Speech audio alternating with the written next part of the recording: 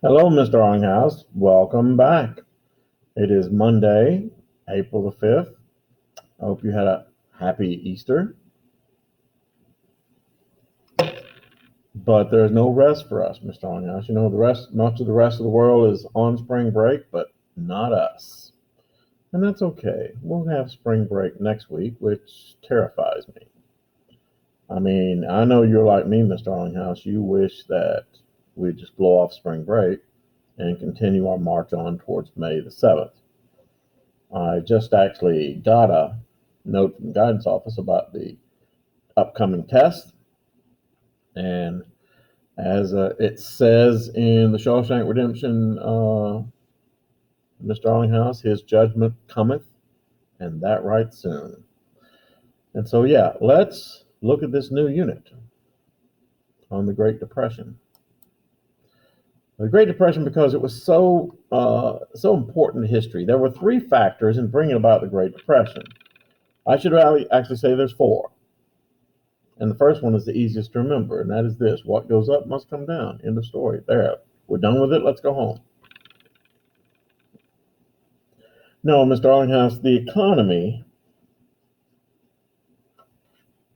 and I've lived a couple of years longer than you, Mr. Arlinghouse, but not many.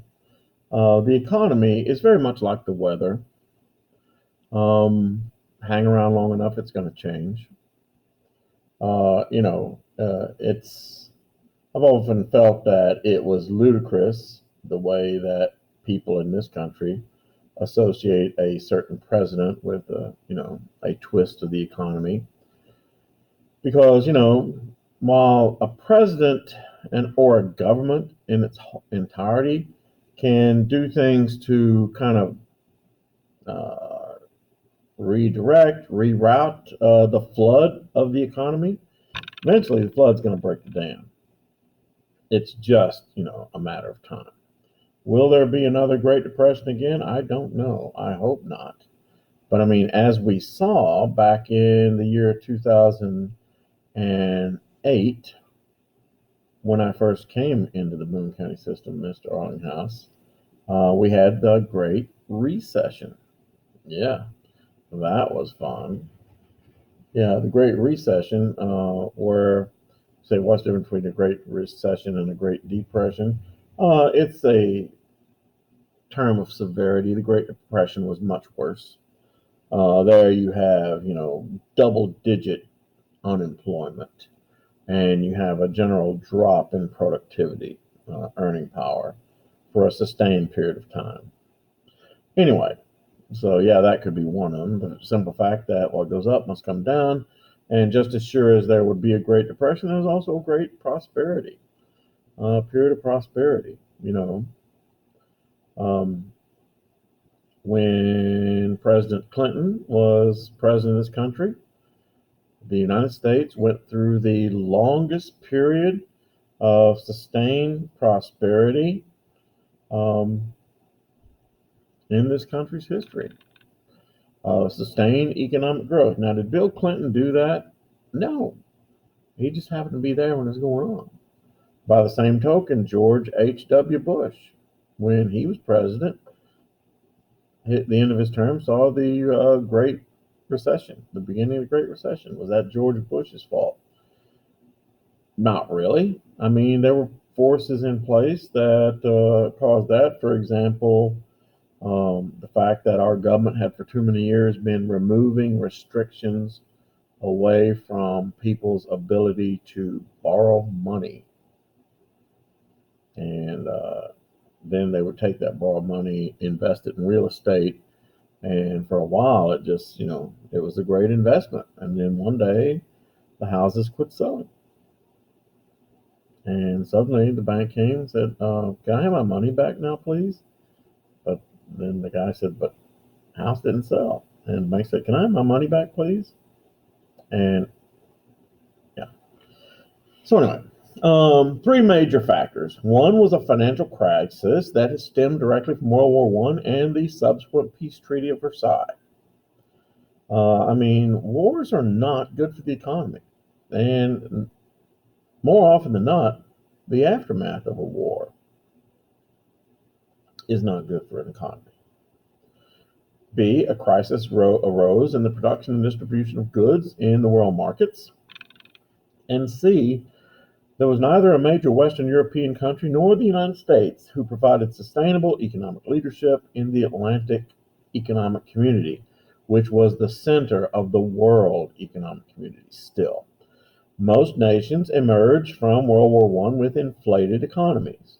That means that they had too much cash, they had too much currency, not enough stuff to back it with. After the armistice, there was a tremendous increase in the demand for consumer goods. The wages and price increases generally subsided, though, after 1921. Governments, however, became shy about having large deficits after having witnessed what happened in Germany in 1923. These governments feared inflation as a source of political instability, as it happened in Germany. International war debt payments just added fuel to the fire. And the United States and France were the problem here. France had paid war reparations in the Franco-Prussian War and also in the Napoleonic Wars. And now, hey, we were on the winning side, and don't we get paid? The French, wanted to pay their own war debts with German reparation money. But what if that reparation money wasn't coming? And so that's why France invaded the Ruhr to collect money, show their determination. They're serious about getting that money back. The United States was also just as determined to be paid. The Germans owed money, and that money was to be used by the European nations to pay each other and to pay the United States. Most of the money paid eventually ended up in the hands of American banks, American corporations. Britain would demand repayment just as much as the United States demanded repayment from them. Each country began to demand, who spells this, Mr. Arlinghouse? Did you slip in here? Each country began to demand higher and higher tariffs, which impaired trade. Please tell me you know what a tariff is, Mr. Arlinghouse? That is a tax on imported goods. The problem with tariffs is it does hamper trade. If you make foreign goods more expensive, that does two things. Yeah, sure, it might protect domestic products for a while, but it also gives those domestic products no real incentive to keep their prices low. The financial model thus discouraged trade and production and hurt unemployment. In 1924, the Dawes Plan reorganized the administration and transfer of reparations, in which in turn smoothed the debt repayments of the United States. Private U.S. capital then began to flow to Europe, especially from Germany, especially into Germany. Mostly short-term loans that provided the basis of an economic recovery in Germany. I mean, things actually in the 20s were going up. Money was withdrawn from European markets and into the volatile, yet highly productive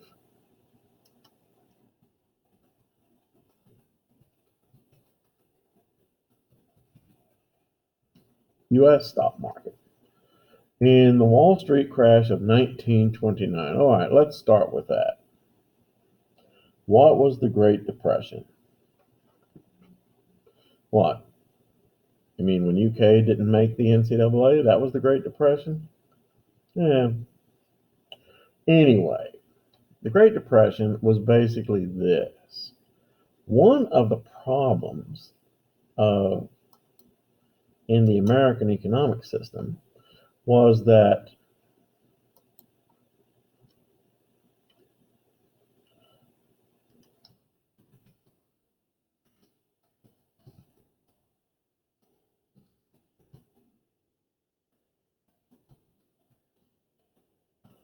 much stock was purchased on margin. Now, of course, you're saying, what is the on margin, Mr. Arlinghouse? You're asking, what is on margin? Shouldn't they have used butter? Isn't butter better than on so what does it mean? It means that During the 1920s, the stock market began to be the place to invest your money. And in the 1920s, yes, the United States stock market was going up and up and up. And so, what investors would do, and you know about stocks, right? When you buy stock, you buy a stock in anticipation that the value of the stock is going to go up. Then you take that money and then you can either keep it, hoping it'll go up more, or you can sell it. And what you have is profit. And what a lot of investors did was that they purchased the stock on margins. Once again, what is margin? They borrowed the money. They went to banks and borrowed the money to buy stock, which was legal. And so they would go buy stock. Stock goes up, sell stock, go back to the bank, pay off the bank, and they have profit. Yeah, nice scheme. And people did it and did it and did it and did it. In fact, two things. Number one,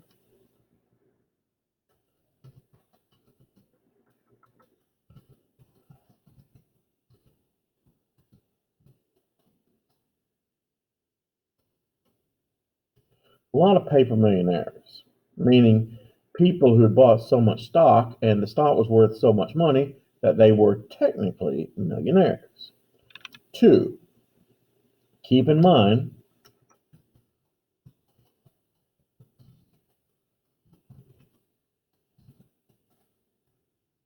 did you spell that?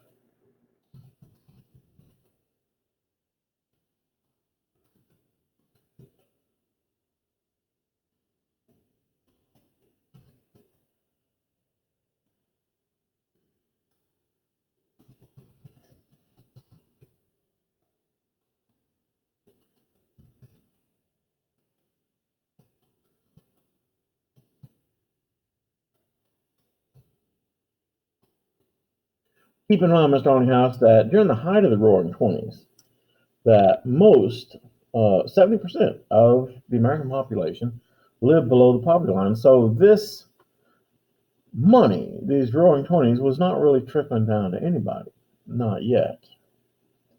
And so what eventually happened, you guessed it, Mr. House, was at some point in time, and here's an interesting statistic, Mr. House. One of the first people to sell off all their stocks, and they owned millions in stocks. One of the first people to do that was a guy named Joseph Kennedy. Now, of course, Mr. House, you know that Joseph Kennedy is the patriarch of the Kennedys. His son was John Kennedy, his son was Robert Kennedy, his son was Teddy Kennedy, etc. The basically American royalty. And this guy was shrewd. Now, why and how did he know to sell off stock? Sell off all, and he turned it to liquid, he turned it to cash, right within a week before the Great Depression. That's the $64 million question. Yeah, and not only that, I mean, the Kennedys also, right before they were just financial geniuses. Right before the Prohibition was repealed, the Kennedys bought up huge amounts of Canadian liquor to be sold in the United States. And of course, I mean, during the Great Depression, John F. Kennedy wrote his memoirs. John F. Kennedy wrote his memoirs and said during the Great Depression, they were worth $400 million. Now, Mr. House, keep in mind that that's $400 million in 1929. $400 million. Today, $400 million. I mean, I can't imagine it today. Kennedy's had $400 million in 1929. John F. Kennedy said they had more money, more things, more property, more houses, more servants than they had ever had in their lives. And so, John F. Kennedy, he admitted, he said, the Great Depression for me was just a blur. It's nothing. But problem was that most of your rank and file investors, most of them had been either borrowing money and going out and buying stock, in which case the banks lost all their money, or if they happened to have money, they bought stocks and they lost their money. Either way, here's the thing once again, that prior to our good friend Franklin Delano Roosevelt coming along, if Jesse James robbed your bank, or if these investor bozos lost all your money and you had your life savings in that bank, as many people did, um, and the bank went belly up, the bank failed, it's like you didn't have any money. Yeah, you your money was gone. The banks just said, I'm sorry, but we do need you to pay back the mortgage on your land. Yes. So it says there, the U.S. banks had loaned money to investors, and the investors lost it. Banks lost their money, and investors in those banks lost their money. And many banks, yes, they went belly up, failed. Therefore, little American money was now available for European investment. And so the American stock market crash quickly spread across the Atlantic. A major financial crisis struck the continent. On May 1931, the Credit Anstalt, which was a major bank in Vienna, collapsed. The German banking system had to be bailed out by its government. Germany now could not make its next reparation payment as stipulated in the Young Plan of reparation repayments.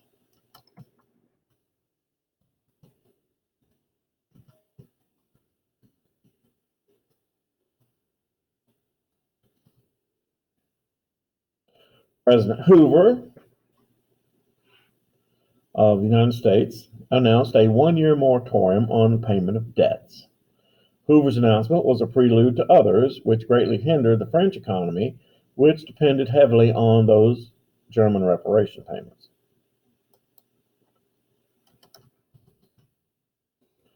They didn't like it, but they had little choice as the German economy was near to collapse anyway. The Lausanne Conference of 1932, in effect, ended the practice of war reparations.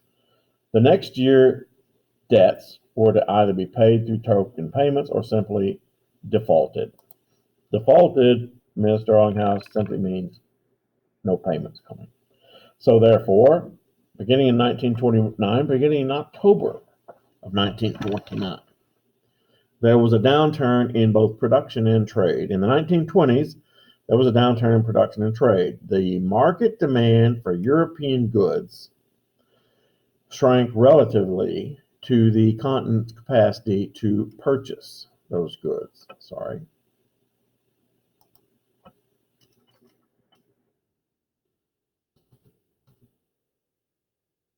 Nobody had money, therefore, nobody's going to produce things. Idle factories, fewer jobs. The difficulty in Europe came from agriculture. There was a great increase in the world's supply of grains. Therefore, world grain prices fell around the world. Higher industrial wages raised the cost of industrial goods used by farmers for things like tractors and peasants. Farmers could not pay their mortgages, and therefore they could not then borrow money to plant the new crops. Farm problems were especially troubling in Eastern Europe. Large amounts of land changed hands in both Romania and Czechoslovakia. The new farms proved to be inefficient. Protective tariffs prevented the importation of foreign cheaper grains. The credit squeeze really beat the Eastern European farmers. There was a worldwide glut of agricultural goods and no one to buy them as there was no money available. Commodity means foodstuff.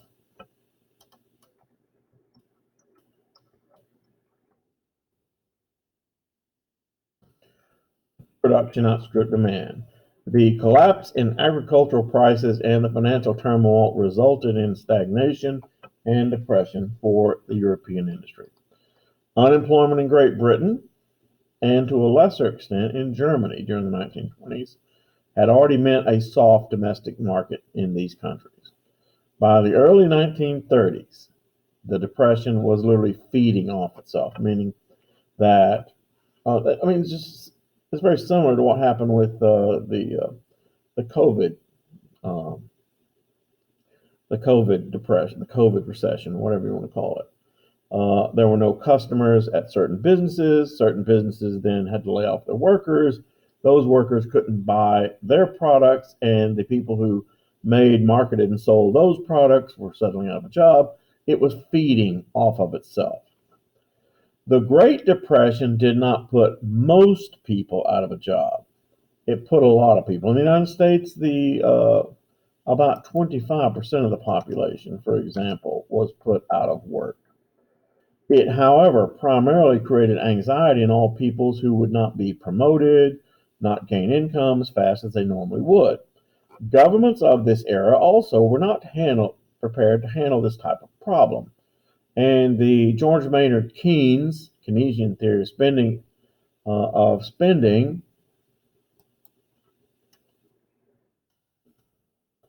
a government, its way of depression didn't exist at the time. Normal economic policies called for governments to cut spending to prevent inflation. I mean, that's what they normally did. Okay, so we're in a depression.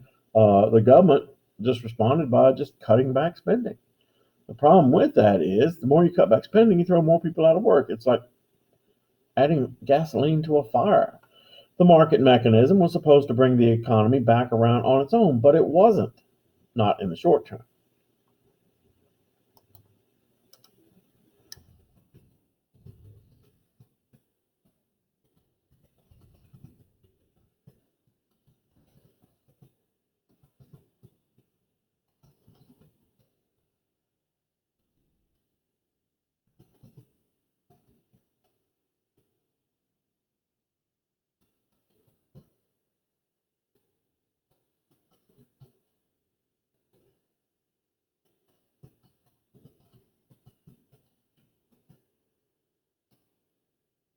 Right. From the mid 1930s onward, government interference in the economies increased dramatically.